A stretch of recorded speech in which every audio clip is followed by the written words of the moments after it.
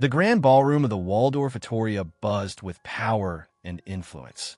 America's most elite executives gathered in small clusters. Their conversations were a mix of billion-dollar deals and strategic alliances. Asian tech moguls mingled with European banking dynasties, while Silicon Valley innovators exchanged knowing glances with Wall Street veterans. The air was thick with expensive cologne and even more expensive ambitions. Leonardo DiCaprio stood near the marble columns, his presence radiating the refined charm of a celebrated artist-cum-businessman. Despite being among the youngest in attendance, he carried himself with a quiet confidence befitting someone who had mastered both cinema and real-life intrigue. He noticed how conversations shifted when certain individuals approached, and how alliances were revealed in the way groups formed and dissolved.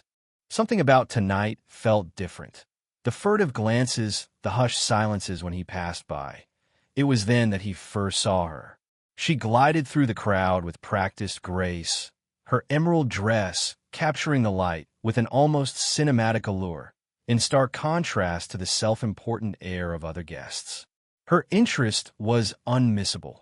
Her eyes locked with his across the room, holding his gaze a moment too long before vanishing behind a cluster of Japanese investors. Leonardo found himself intrigued despite his habitual reserve. "Leonardo DiCaprio," she said minutes later, her voice smooth as velvet. "I've been hoping to meet you." Her subtle perfume and enigmatic smile, both inviting and mysterious, accompanied her discussion of business ventures and groundbreaking film projects.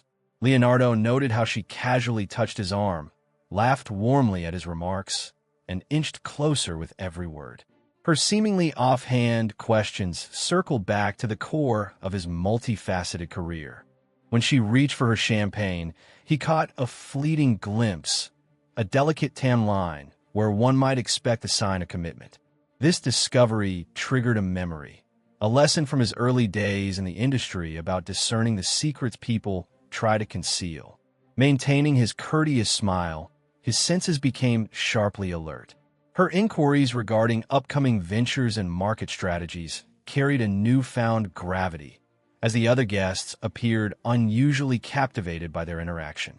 Leonardo caught glimpses of conspiratorial looks exchanged among seasoned executives.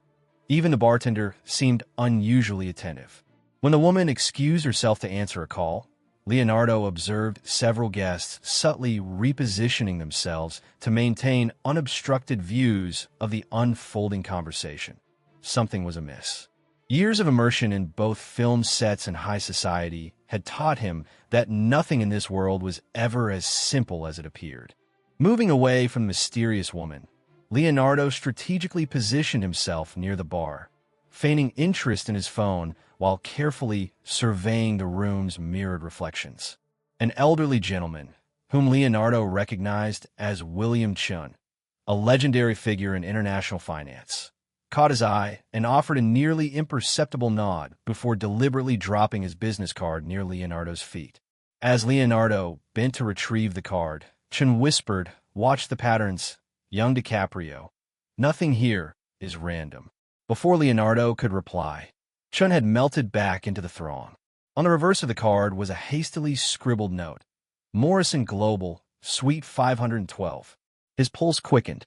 Morrison Global had been aggressively challenging his family's long-standing ventures, and rumors swirled that their CEO was present tonight, seamlessly mingling with various elite groups. Leonardo began to discern distinct patterns of communication. The mysterious woman drifted between three specific groups, each time checking her phone. Afterward, Leonardo observed how other guests rotated positions like pieces on a chessboard. When he casually mentioned her presence to an older executive, the man's expression flickered with anticipation. A waiter stumbled nearby, spilling drinks on several guests. In the ensuing chaos, Leonardo noticed how the woman exploited the distraction to exchange something discreetly with a man in a tailored blue suit. The accident appeared too orchestrated, too perfectly timed. Amid the commotion, Leonardo caught sight of a document left on a nearby table bearing the Morrison Global letterhead, its significance slowly unfolding through subtle hints and carefully staged conversations. Leonardo soon discovered that James Morrison himself was among the attendees. The woman had been exchanging subtle glances with him all evening, quick, professional nods that resembled signals rather than casual acknowledgments. Every question she had posed now took on new meaning. Inquiries about upcoming projects, market strategies, and intricate business alliances. Leonardo watched as she gravitated toward Morrison's side. There was no tension between them, no hint of personal discord. Instead, they moved in flawless synchrony, like partners in an intricately choreographed dance. Their discreet gestures and exchanged glances, seemingly innocent to onlookers, belied a deeper, more calculated performance. As Leonardo observed Morrison and the woman, he noticed another pattern emerging, a second woman in black, orchestrating her own surveillance. She wasn't observing Leonardo. Her attention was fixed on Sarah Mitchell. Her movements were so subtle that Leonardo only caught them because his years in the limelight had trained him to notice even the smallest details. The scene evoked a memory from his early career, a time when rival producers had employed similar tactics to unearth trade secrets. That memory stirred something within him. This gathering was held in the very hotel where a notorious industry scandal had erupted 2 decades ago. While retrieving his phone from a side table, Leonardo noticed a folder partially hidden behind a plant. Inside were documents detailing a massive merger between Morrison Global and an influential Asian conglomerate. Though carelessly left, their placement was too precise, too convenient. Leonardo realized he was being tested, not merely on his ability to detect deception, but on his discretion with sensitive information. A conversation between 2 Chinese executives caught his attention as they discussed the woman in black, referring to her as the observer. Although their accents slightly distorted the title, Leonardo understood that multiple layers of evaluation were at work, the true test being which layer held the ultimate truth. Leonardo observed as the room organized itself into distinct power clusters. Tech executives in one corner, old money elites in another, and international players scattered strategically. Each group employed its own signals, an adjusted tie here, a deliberate gesture there, resembling multiple chess games played simultaneously. The pieces began to align when Leonardo spotted Marcus Blackwood, engaged in an intense, whispered dialogue with both women. Their body language suggested discord, and Leonardo caught fragmented words about altering the parameters. This wasn't merely a test. It was a power struggle unfolding in real time, with him inadvertently at its center. His instincts heightened further as he detected a pattern within a pattern. The woman in black was not just an observer, she was evaluating. Several seemingly supportive executives who had offered him subtle cues were in fact gauging his ability to safeguard secrets. The layers of deception ran deeper than he had initially surmised. Overhearing a conversation between 2 executives, Leonardo learned of sensitive details regarding his family's upcoming project in Dubai, specifics too private to be common knowledge. He realized that some of his father's trusted allies in the room were intentionally feeding him misinformation, testing whether he would inadvertently reveal what he truly knew. Tension mounted when Leonardo recognized a familiar face, a journalist renowned for exposing corporate scandals, disguised as a waiter. One wrong move, one careless word, and tomorrow's headlines could shatter not just your career, but your entire legacy, the waiter warned in a hushed tone. The stakes had escalated beyond a mere test. Real consequences now loomed large. The conveniently placed Morrison Global documents, 2 perfectly staged, made Leonardo suspect that even his unearthing of corporate espionage was part of a larger, orchestrated scheme. Every individual who had assisted him in uncovering the truth had played their role with unnerving precision. He recalled his father's words, "Sometimes the obvious trap conceals the true snare." As Leonardo pieced together the evening's true nature, he realized that his initial response to the woman's flirtation was merely the first layer.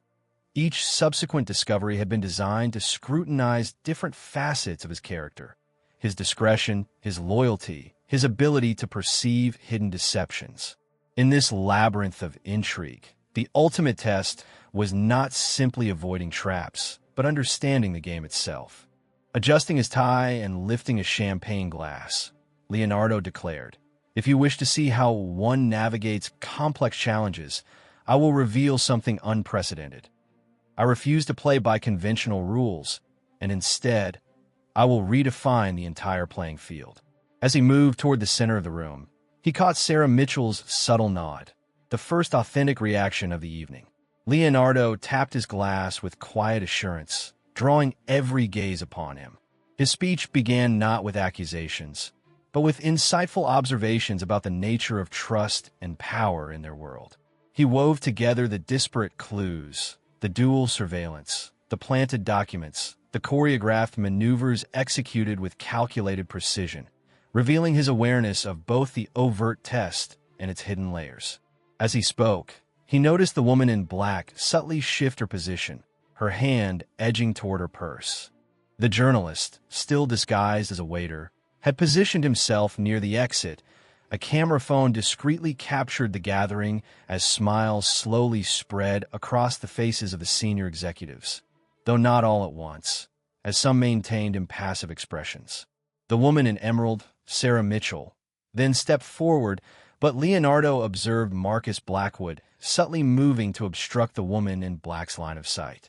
The room's energy shifted dramatically as Leonardo detailed the multiple levels of observation. Initial heat detection signaled that the corporate espionage scheme was merely the surface, beneath which real threats, genuine spies, and sophisticated intelligence operations lurked. Sarah Mitchell's professional demeanor emerged as she took charge of the situation. "Tonight was not merely a test, Leonardo," she pronounced authoritatively. "While some evaluated your response to overt threats, others gauged your capacity to uncover deeper deceptions. The merger documents are genuine, implanted by bona fide competitors. The journalist near the door is authentic, and the woman in black embodies interest determined to see you falter." Within moments, several phones were confiscated and 2 guests were discreetly escorted out. The stakes, it turned out, were higher than Leonardo had ever imagined. Marcus Blackwood then stepped forward, his presence commanding immediate attention.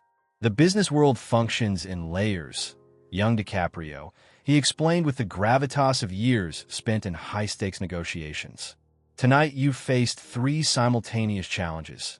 The overt test of character that every candidate must endure, the subtle examination of your ability to discern multiple deceptions at once, and, most crucially, the test of how you manage real threats, exploiting our traditional battleground." He paused, letting his words sink in. "Few have ever detected the second layer.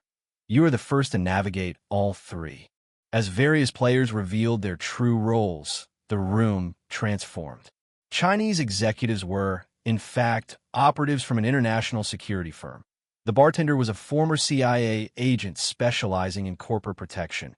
Even some wait staff turned out to be part of an intricate security network. Sarah explained how each layer of the test had been designed to assess diverse aspects of business acumen and personal character. Much as Leonardo's own journey had been fraught with trials of loyalty and discretion. As the evening's true purpose unfolded, Leonardo grasped the enormity of what had transpired. This was no mere initiation into a business circle. It was an introduction to a concealed realm of power and influence. The test served multiple functions: evaluation for membership, protection against genuine threats, and the identification of potential security breaches. "Welcome to the real game," Marcus Blackwood declared, extending his hand. "Tonight was only your first glimpse of how deep these waters run." Around the room, phones were inspected, documents secured, and discreet security measures implemented. The game, it appeared, was endless, constantly evolving into higher challenges. In the days following the event, Leonardo began to comprehend the full scope of what had occurred. Sarah arranged a series of private meetings with different power circles, old money dynasties, tech billionaires, international conglomerates, each group conducting its own tests, initiations, and safeguarding its own secrets. The world of power, he learned was far more intricate than he had ever envisioned. During one such meeting, Marcus Blackwood recounted sobering tales of other young executives who had faltered, some yielding too easily to temptation, others succumbing to poor judgment under pressure, and a few who attempted to exploit confidential information for personal gain, only to be quietly expelled from any substantial opportunity. The stakes, Leonardo realized, were far higher than he'd initially assumed. The global implications became evident as international players, Chinese industrialists, European banking families, Middle Eastern investors, expressed interest in future collaborations, each accompanied by subtle warnings of even greater challenges ahead. Sarah cautioned that genuine threats often hide behind seemingly ordinary business deals, and Leonardo knew he must remain ever vigilant. Later that week, a simple nod from his father confirmed everything.